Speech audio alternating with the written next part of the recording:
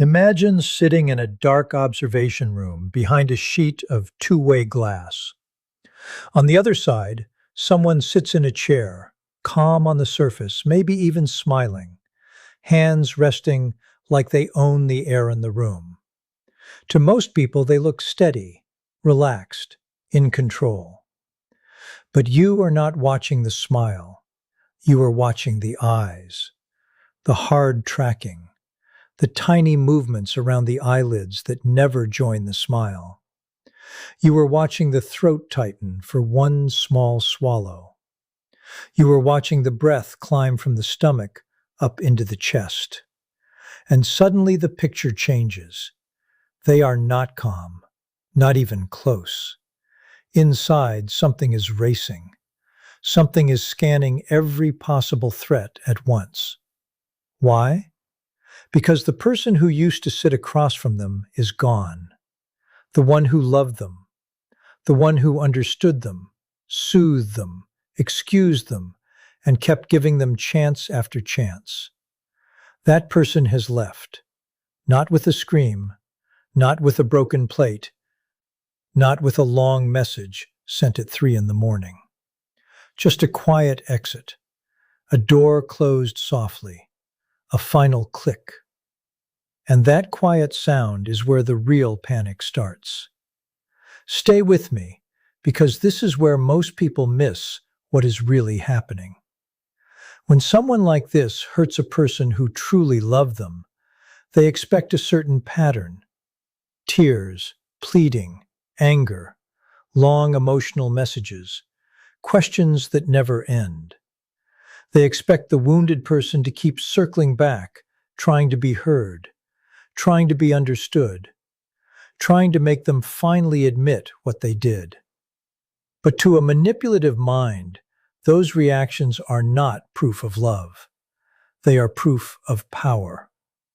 Every tear says, "You still matter more than my peace." Every angry message says, "You still live inside my head."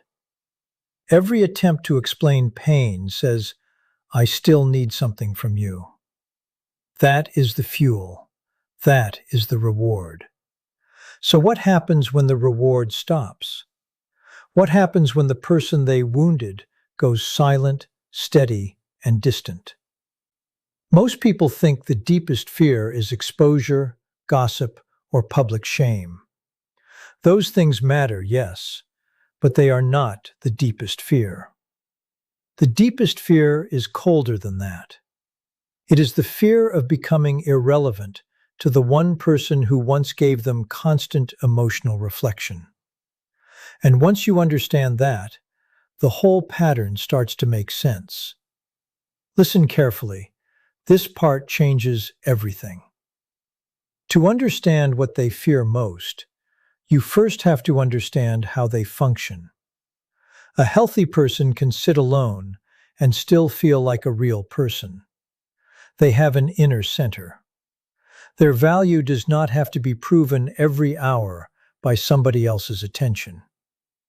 But a narcissistic person does not move through life that way.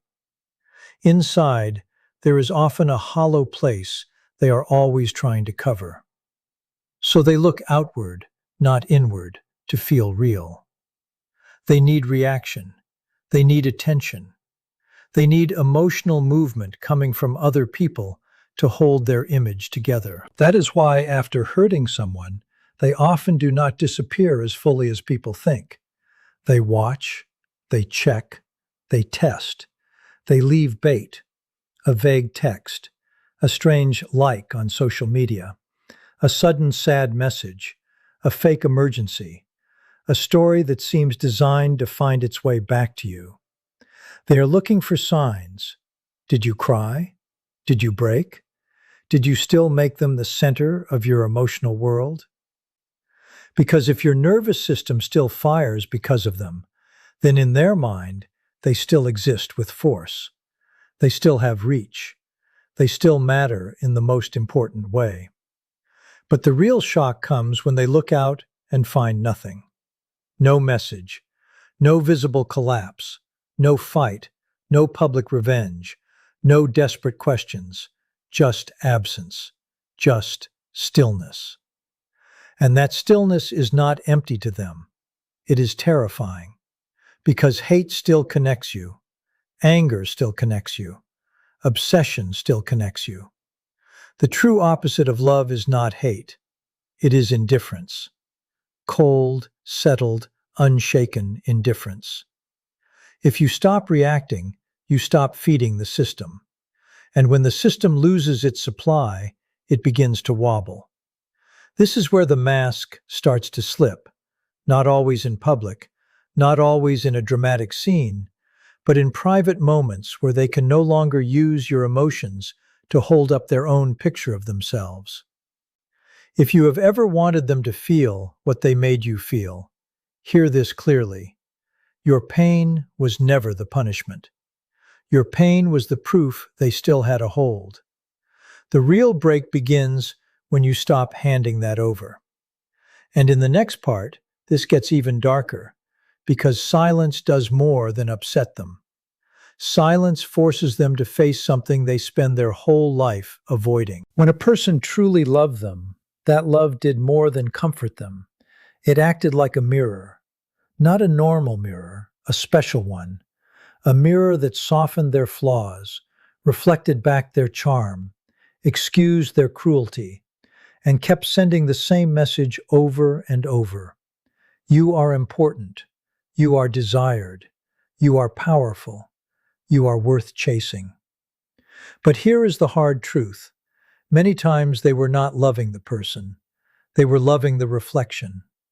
They were loving what that person's devotion did for their image. So when they hurt that person and expect the mirror to stay in place, they are expecting the same old structure to hold. They expect the glass to crack, maybe, but not disappear. They expect tears, not departure. They expect protest, not detachment. They expect the mirror to keep reflecting even after they strike it. But when the loving person quietly steps away, the mirror goes dark. And when that happens, the emotional cost is immediate. Suddenly they have no reliable surface showing them who they are. No steady stream of reaction. No face full of hurt proving their words still land with force. No voice trembling on the other end of the line. No one rearranging their whole inner world around the damage. This is why the panic can become so sharp. They do not simply miss the person.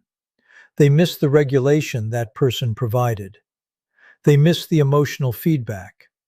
They miss the stable reflection that helped hold together the story they tell themselves. Without it, something unstable starts rising. Shame, emptiness, fear. A deep sense that there may not be much underneath the performance after all. And that is why they often rush into action when the silence becomes real. Suddenly there is hoovering, sudden tenderness, a message that sounds full of regret, or the complete opposite: rage, blame, smear campaigns, cold attacks meant to force a reaction. The style may change, but the goal is the same. Restore the old loop. Get the mirror back online. Make the other person reflect something, anything, so they do not have to sit alone with the blank glass. If this sounds familiar, keep listening, because here is the part people rarely see. The more peaceful you become, the more unstable the game feels to them. Your quiet is not weakness. Your quiet is the place where their control starts to fail. And once control fails, fear rushes in fast. A manipulative person depends on patterns. They study reactions. They learn timing. They watch what makes you soften, what makes you explain, what makes you panic, what makes you chase. That is how they stay 3 moves ahead. They do not need full honesty from you. They just need enough predictable emotion to guide their next step. So when they insult you, delay a reply, flirt with distance, twist facts, or create confusion. They are not only being cruel, they are gathering data. They are reading your face, your tone, your speed, your posture. They are learning how your system responds under stress. And when you respond in the usual human ways, by defending yourself, crying, arguing, or begging to be understood, the map becomes clearer for them. They know where the pressure points are. They know how to reach in and move the board. But then something changes. You stop giving off readable signals. You stop explaining. You stop chasing clarity from someone committed to confusion. You stop reacting the way they trained you to react. Suddenly, their map no longer works. They feed the old input into the situation, but the old output does not come back. The insult lands and nothing follows. The bait is thrown and nothing bites. The accusation hangs there and you do not race to clear your name. This is what makes you become a black box in their eyes. They know what they are doing, but they can no longer predict what it will produce in you. And to a person who survives by managing outcomes, that unpredictability is deeply threatening. They begin to ask themselves questions they hate. What is going on inside their head now? Have they figured me out? Are they planning something? Are they gone for real? Have they already moved on? Are they talking to someone stronger, wiser, calmer than me? Every unanswered question adds pressure. Every unreadable moment creates strain. This is why silence is so powerful. Not because it is dramatic, but because it removes access. It ends the flow of emotional information. It turns a once readable target into a closed door. And nothing rattles a control-driven mind more than a door it cannot open. So if you ever wondered why calm distance can provoke more chaos than a screaming match, this is why. Rage is familiar. Tears are useful. Silence is a locked room. And for them, locked rooms are full of monsters. Here is where many people make the mistake. They think the strongest move is a final speech, a perfect message, a sharp confrontation where every lie is exposed and every wound is named. And on a human level, that urge makes sense. You want the truth to land. You want the damage acknowledged. You want the story corrected. But in this kind of dynamic, the dramatic finale usually keeps the old engine alive. It tells them you are still inside the arena, still swinging, still hoping the game can end on your terms. That is why the move that hurts their control the most is often the least theatrical one.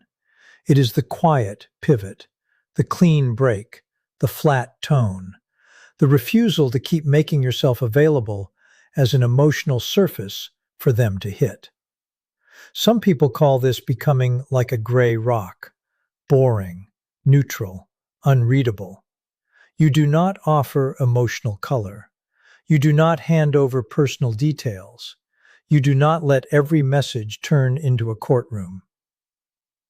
If contact cannot be avoided, your responses become short, factual, and dry. No long explanations, no heated corrections, no paragraphs full of pain, no clues about your inner life. At first, this often makes them escalate. This is important, so do not miss it. When a behavior that used to work stops working, the person usually tries it harder before they let go. So the texts may get sharper. The love may suddenly look sweeter. The threats may sound louder. The victim act may become more dramatic. They may switch masks in a single hour, from charm to rage to pity to accusation, all trying to find the old entrance back into your nervous system. This does not mean your calm is failing. it often means the opposite. It means the usual door is closed. And because the door is closed, the behavior becomes more desperate. If you hold steady, the energy has nowhere to go. It does not get absorbed by your tears, or your fear, or your need to explain. It falls back on them. And that rebound is hard for them to bear. Because now, instead of managing your emotions, they are left facing their own. Not fully, not cleanly, not with deep self-awareness all at once, but enough to feel the discomfort, enough to feel the emptiness, enough to feel the loss of power. And once you see that, you stop confusing your silence with weakness. It is not weakness. It is withdrawal of supply. It is the end of access. It is the moment the script stops working. The mask matters more than most people realize. This is not just about lying now and then. For many narcissistic people, the mask is a full survival structure. It is the image they built to hide what they believe would be rejected, mocked, or exposed if anyone saw it clearly. So they become impressive, superior, untouchable, charming, or tragic, whatever role gets them the most control and protection. They direct the scene. They cast themselves as the prize, the victim, the genius, the misunderstood soul, the one everyone else failed. And when you first meet them, especially if you are kind and open-hearted, it can be hard to see the stage lights, the costume changes, the script hidden in plain sight. But when they hurt you enough times, when the pattern repeats, when the apologies do not match the behavior, when the tenderness always comes with a trap door under it, something in your perception changes. You stop looking at the character. You start noticing the actor. You see the strain in the performance, the insecurity behind the arrogance, the fear behind the control, the emptiness behind the grand story. And this is one of the most frightening shifts for them, because once you see the machinery, the illusion loses force. A magic trick only works while the audience does not know where the hidden door is. Once the hidden door is visible, the wonder dies. That is why your pity can disturb them more than your anger. Anger still says, "You are powerful enough to wound me." Pity says, "I finally see how small this act really is." And that kind of sight threatens the whole structure. Suddenly they begin scanning you for signs. Did you see through them? Are you looking at them differently now? Does your face carry contempt? Are you no longer afraid? Are you calm because you finally understand what they are? That is when their nervous system can become highly reactive. More control attempts, more narrative management, more quiet damage control behind the scenes. Because if you see them clearly, and if you can speak clearly, the old story becomes harder for them to maintain. Not impossible, but harder. And that is the real threat.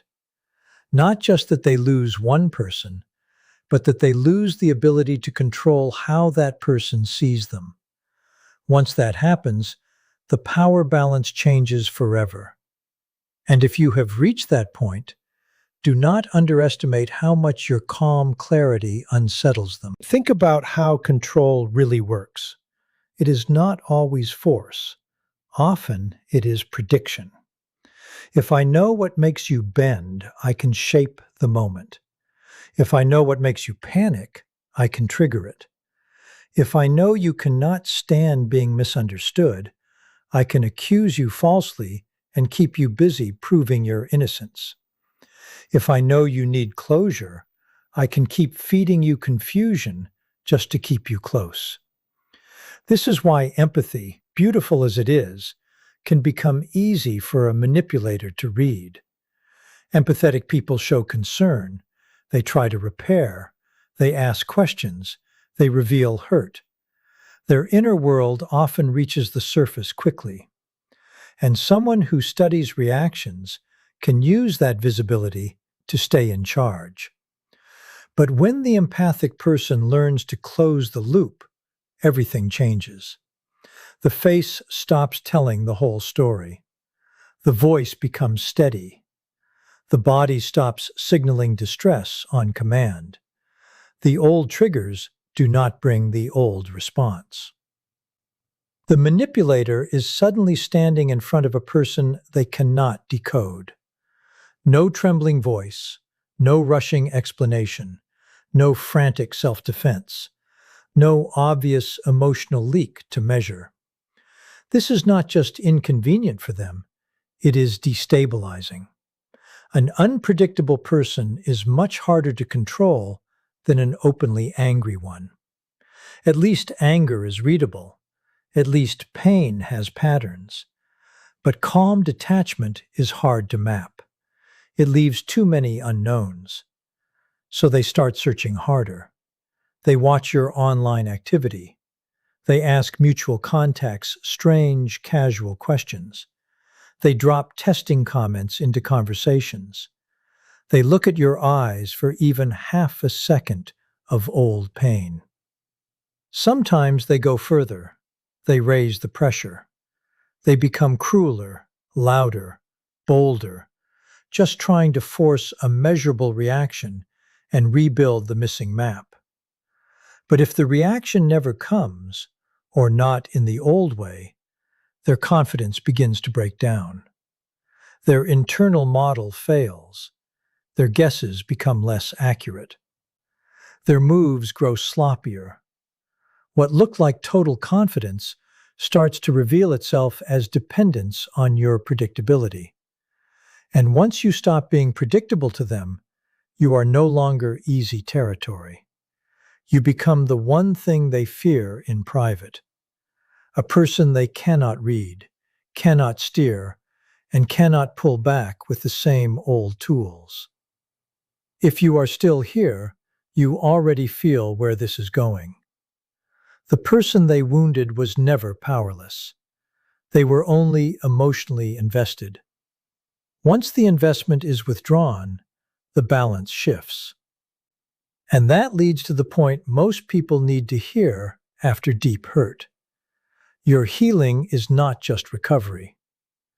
To a person who fed on your reaction, your healing is a wall they cannot climb.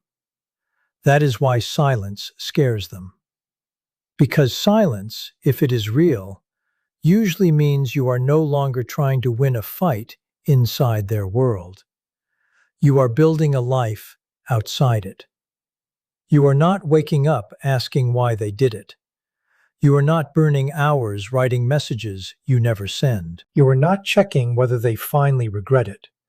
You are turning your attention back to your own body, your own future, your own work, your own peace. And attention is the resource they always wanted most. Not because attention is romantic, but because attention gives them shape. So when you stop giving it, when you place it back into yourself, you are doing more than moving on. You are ending the supply chain. You are removing the emotional stage lights. You are proving that your life can continue without their validation, their presence, their chaos, or their approval. That is the part that becomes unbearable for them. Not always in a visible way, not always in a confession, not always in some movie scene where they break down and admit the truth. Often it is quieter than that.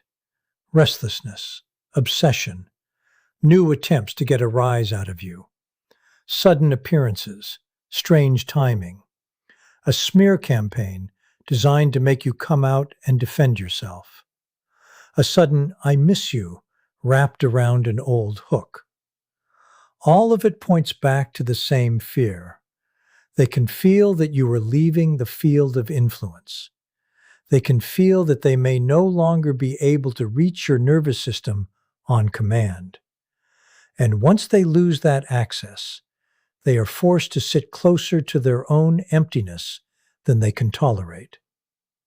So if you needed one clear truth to carry with you, let it be this. The thing they fear most after hurting someone who truly loved them is not always revenge, exposure, or public humiliation.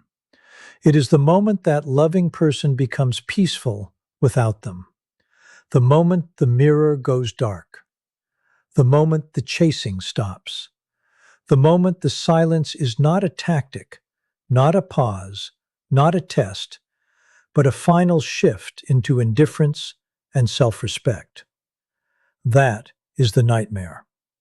Because in that moment, they are left alone with no proof that they still matter to the one person who once reflected them so faithfully. And if you have been waiting for the strongest move, this is it. Not louder pain, not sharper words, just no more access, no more fuel, no more front row seat to your heart. Let that sink in, really sink in.